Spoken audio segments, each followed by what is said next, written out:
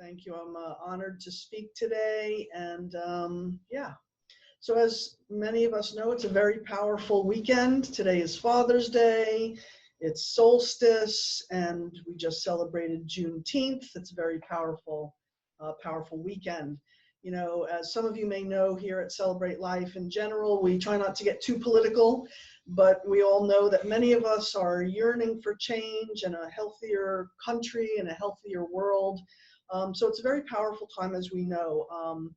I'd like to share a little bit. Some of you may have seen some of this online, especially if you're Facebook people. I like to touch on some powerful astrology that's going on right now, and share. Somebody shared on Facebook. There's a woman named Carrie Field. I think she's actually based here in San Francisco. Her work is called Anandastri Astrology. And even though it wasn't visible, yeah, I don't want the power. Yeah, thanks. So even though it wasn't visible in our part of the world, we just had a solar eclipse that completed this morning at 2:30 a.m. Pacific time. This eclipse is churning the collective cauldron of karma and agitating hearts and minds towards needed change. Coinciding with the solstice, this ring of fire solar eclipse occurs at the of solar power, making it one of the most powerful spiritual catalysts in recent history. Also, with 5 planets in retrograde, Jupiter, Saturn, Pluto, Venus, and Mercury, this solar eclipse is signaling a major overhaul of old patterns and outdated beliefs. I mean, I'm sure many of you can feel the energies of change happening. I know, even especially for the last few months as COVID's been happening, I personally have been feeling, actually it has felt like a penetrating love energy. And fortunately, unfortunately, we're in such upheaval and times of change that it's very possible people are experiencing the energy and going in one direction or the other. Perhaps you're feeling cleansed and uplifted and good things are happening for you, and perhaps you're being super challenged with all kinds of karma and things to clean up and pay attention to, and hopefully we can have at least a little bit of both and get a lot of catalyst and change from that transformation. I forgot to mention I'm a transformational therapist. I'm also a metaphysical minister. My purpose in life is to empower all beings to be liberated in heart, mind, and soul. I work with individuals and couples and groups. So really, all my life I have been interested in human development and just one of those kids. I was born in the late 50s and grew up in the 60s where we wanted to change the world. Tend to be looking over here at Sheila. She's my audience, even I see you guys out there too. Yeah, we just really yearn for change. And I personally believe, I mean, we all know we're spiritualists. We know that there's life after life. We know that there's ongoing life, that spirit is eternal and infinite. We're in human bodies. We're having a temporary experience. But ultimately, I believe what came from spirit, this literally the whole existence of Earth is a temporary experience. So I truly believe we will evolve back to the peace that James was talking about in the meditation and evolve back to love. And I believe it's happening. Interesting for me, I believe the coronavirus, corona, is another word for crown. I think it's Spanish for crown. And I believe that means, we're at the crown is like a peak. I feel like we're at the peak, we're an apex of change. This is a very, very powerful time. So as we know, so getting back to our astrological readings here, it is recommended that we use this time to seize this rare and volatile time to do our inner work and to take an honest inventory of our lives. As you may know, sometimes anger can be a force that, when expressed, can solve long-standing problems and catalyze change. We are certainly seeing that culturally with the Black Lives Movement and some of these other, there's a time and a place where our system as a human being rises up and needs to say no.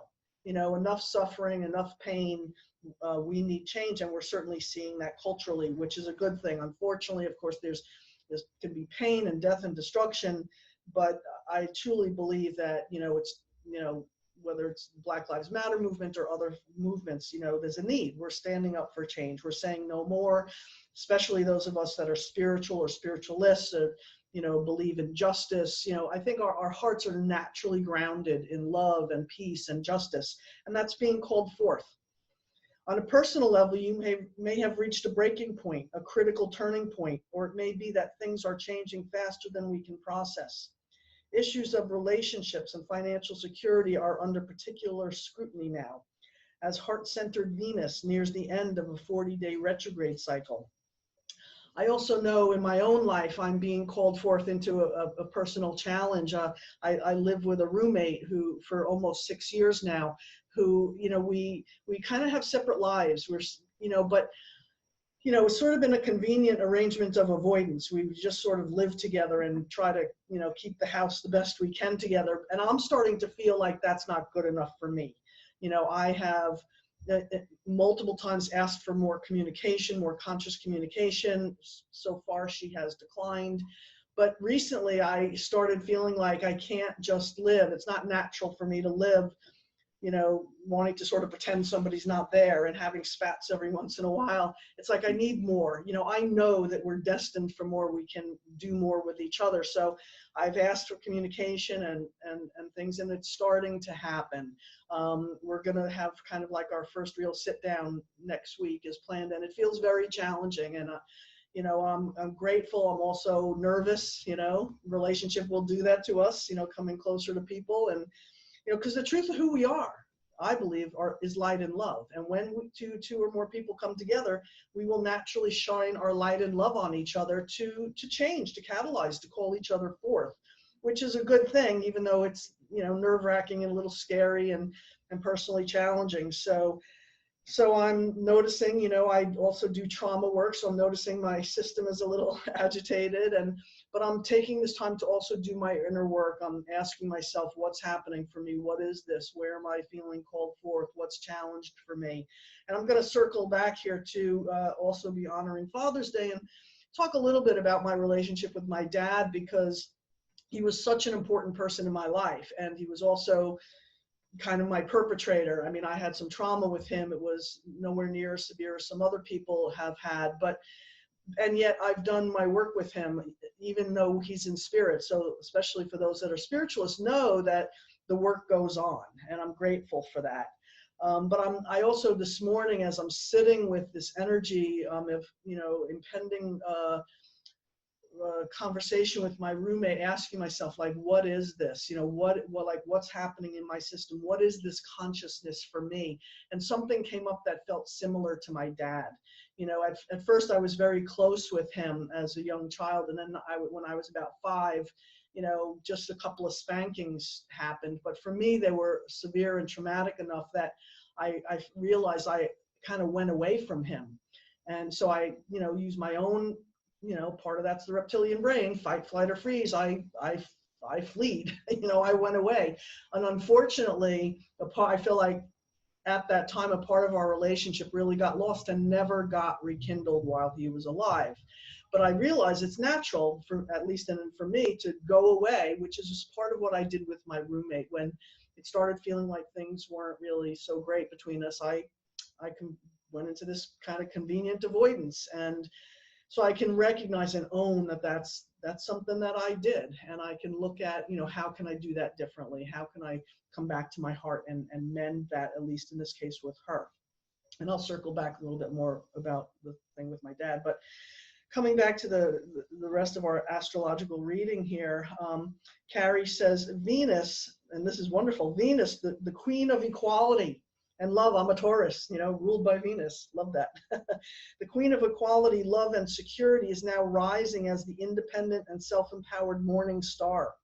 Venus will set a new tone for clearer boundaries and self-protection in the months to come. However, as we said, Mercury is also retrograde and is joined in this eclipse, increasing communication problems, perhaps travel mishaps and delays. Take time to listen, review information, and don't jump to conclusions. Avoid unnecessary conflict and do your best to check facts before you share articles online. The Mercury retrograde will continue until July 12th. Luckily, Jupiter is joined by transformative Pluto, which is a positive omen for progress in times of crisis. Expansive Jupiter will back up with Sagittarius from June 29th all the way to November 19th. Interesting span of time. Supporting progressive social change and education. Jupiter is tapping into higher consciousness and spiritual growth. Energy healing and clairvoyance will increase in the months to come. So again, you know, while we try not to get too political here, I think these next, where are we, June, so next even 4 months are going to be very powerful and very interesting to see how, you know, while we certainly need to do our parts as individuals, voting, as communities, that there are much larger forces working in the favor of peace and justice and cooperation and hopefully a healthier world.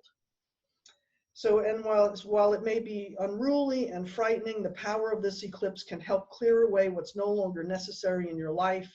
It's time to pull the skeletons from the closet and clean the wounds and clear the wounds of resentment, hatred, and fear. So, you know, as again, the astrological stuff can help again remind us that, you know, there's much larger forces at work here. And that ultimately, I think, you know, the whole experience of planet Earth has been on her own trajectory. So let's take another breath. Okay. So again, today's Father's Day. You know, we had Mother's Day, I guess, about a month ago. You know, again, I'm a metaphysical teacher. There's principles of metaphysics. James, why don't you bring up that yes. Diagram? This is a diagram that I created. It's influenced by some other teachers' work as well. You can see it on your screen here. So this is considered a model of, in a way, the universe or reality, or what's called consciousness. And we have the words of infinite, eternal, oneness, creator, source, choice, all possibility in the larger section. Granted, this is on a piece of paper, you know, 8.5 by 11 piece of paper. But in what we call the void, or the infinite, you know, place of spirit, you know, that there's all possibility. It's creator, source, oneness, higher power. This is outside of what we'll call karma. You know, this is oneness. This is the energy called neutral, okay? And then these circles represent duality. You know, in oneness, it's beyond life. It's the infinite and the eternal. But once we come into a body, once we come into life, we live in duality, and we must live in duality. And duality is an experience of contrast. In other words, the only way we can experience something is to have duality or have contrast. And every possible experience is on what we call the menu of life. So in other words, we can't know hot if we don't know cold. We can't know pain if we don't know pleasure. So we have duality, and that's why you can see in the circles that, you know, behind that is the symbol of the yin yang, which represents duality. In other words, there's always going to be that little black spot on the white side. There's always going to be that little white spot on the black side, because again, we must have the contrast. Now, within each circle, it actually says the same thing. It says it's a creation. These circles are representing an experience. It represents, and again, so we call an experience a creation or a reality. It can be functional or dysfunctional. It's also what's called an experience of consciousness. I was taught that the definition of consciousness is that in oneness, you know, we have the infinity, but then consciousness occupies time and space. Once we create it, and we as a creator, as a source, create consciousness, create experience. I have another diagram, but I don't have it with me. The way we do that is we think a thought, and this is simple. You don't even have to believe this, but it's a model for how do we actually create experience. We think a thought, which generates a feeling, which creates an experience. And these two circles represent, again, and it also says that it could both be negative or positive. You know, we're not putting all the negative on one side or all the positive on the other, because something that was once negative could become positive, or something that was considered positive could become negative. Like we like to say, you know, water is great. We need water, but until it's a tsunami and it's wrecking our village or our homes, that's not such a good thing. You know, or we could say, you know, poop is poop, but then it's fertile. When it becomes fertilizer, it has value, right? That's why we're saying no experience in and of itself is ultimately negative or positive. It's whether, you know, it's in a given experience functional or dysfunctional. So I'll ask you to take the diagram down. So this is just, again, a little diagram that I use in my teaching to help people understand consciousness and how we create reality, how we create experience. So, you know, that also brings us back again to one of our major polarities in life, which is the mother and father principle. Speaking more specifically about that, you know, as we may know, you know, again, I do a lot of personal growth work with people and trauma recovery work. And, you know, some of us really didn't get quality mothering. I was having a conversation with some friends last night, and, you know, three different people I was with all have a mother wound. You know, they all had mothers who either died at an early age or went away or were very dysfunctional. Some of us have father wounds, you know, or some a little bit of each, you know. And it doesn't mean it can't be healed, you know. Even as adults, people like, you know, ourselves here in our 40s, 50s, 60s, or whatever age, you know, may still need some mothering, may still need some fathering. And, you know, the mother, and one of the, as some of you probably know, one of the therapeutic techniques to start healing that, and if you haven't already, these are simple like hypnotherapy techniques that you can use all on your own. You can use a beautiful breathing meditation like James provided and go into the quiet and stillness and then begin imagining, you know, the power of our mind, as we know, is quite amazing. It's literally how we create reality. You know, even when we want to create something, we imagine whatever it is that we want to create. So when I first started doing some of my personal growth work, even by myself, and I also had some mothering and fathering wounds, I would just imagine, like I can remember imagining what would be the most ideal mothering energy. What would be the most ideal fathering energy? And for the mothering energy, I would just, you know, it's things like being held, being welcomed, having everything made okay. It doesn't mean everything we do in life, even as children or adults, is functional, but that we begin to just let everything be okay, like we're human. I was just reminded recently someone I was talking with, oh yeah, I was working with a client, and you know, he was beautifully and courageously and vulnerably sharing some of the things he's done in his life that were pretty dysfunctional. And part of what, you know, we were able to reveal was, you know, and where we get into trouble is like what he was making up about himself about these things. And because he's like, what does this mean about me? It means I'm stupid, or it means I'm an idiot or a fool. And I said, it means you're human. Take a breath.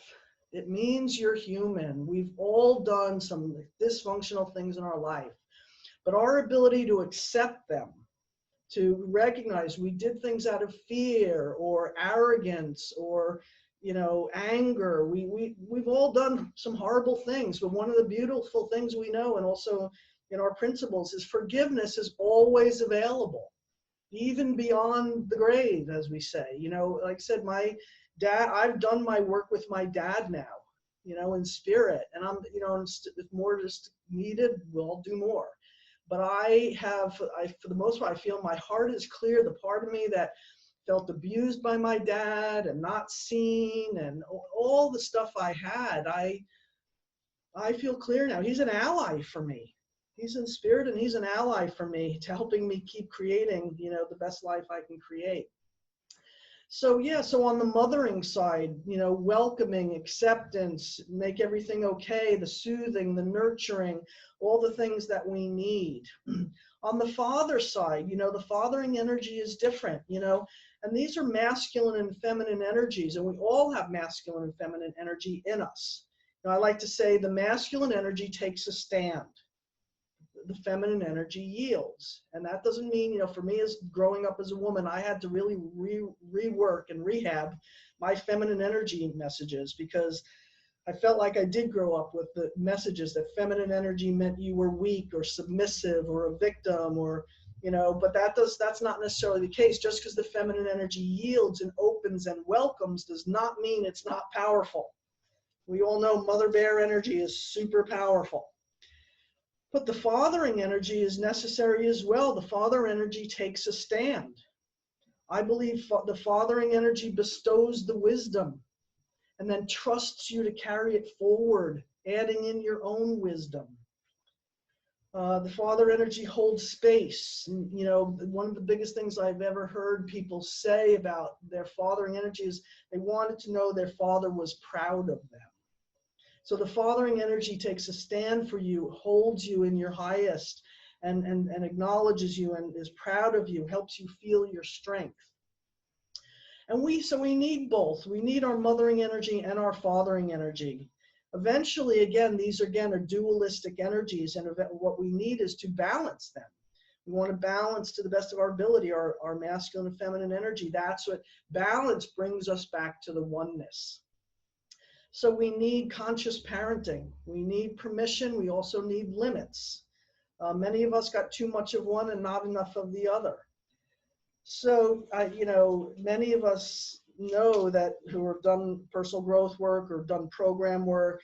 You know, I kind of joke that, you know, that I'll start a support group called Whack Whack. It's called Wounded Adult Children of Wounded Adult Children. You know, and many of us know that unfortunately, you know, to the extent that we were wounded, which happens, it's part of life, it happens. Of course, it doesn't mean it can't be healed though, is that, you know, not only did we have various kinds of wounds and traumas and stuff that created wounds, you know, wounds in our mental capacity, our thoughts, you know, negative thinking about ourselves, you know, emotional wounds, difficulty opening our hearts, trusting, being vulnerable, all those kinds of things. But they can be healed. And the problem with developing those wounds is then we develop compensations to the wounds. And then sometimes those compensations or ways of living become another layer of wound that we need to work through. But it can be done, you know, even if it's a lifelong process. You know, what better do we have to do than to restore ourselves to the truth of who we are, that we're infinite, powerful beings, that the truth of who we are is that we're loving and forgiving. And I think the more, like I'm anticipating doing next weekend with my housemate, is to sit and open our hearts and start learning and communicating and learning about each other, and as gently as we can and sensitively, because I know I'm a sensitive being. Let's take another breath. And I know that we are too. There's a time and a place for power and force, but for the most part, I think we're continuing to evolve to the truth of who we are as humans. You know, peaceful and sensitive and loving, a need for justice and all that stuff. So, you know, to just keep opening our hearts and doing that work and doing the best we can. So in the spirit of this powerful, powerful weekend, and again, this Father's Day, I just want to really thank you again for being here and for the opportunity to speak, and to just remind you that we're simply human. We're doing the best we can. Do the best you can to manage your mind, open your hearts, and let's just keep loving and caring for each other the best we can. So thank you for listening. I really appreciate this time. Thank you. All right, blessings.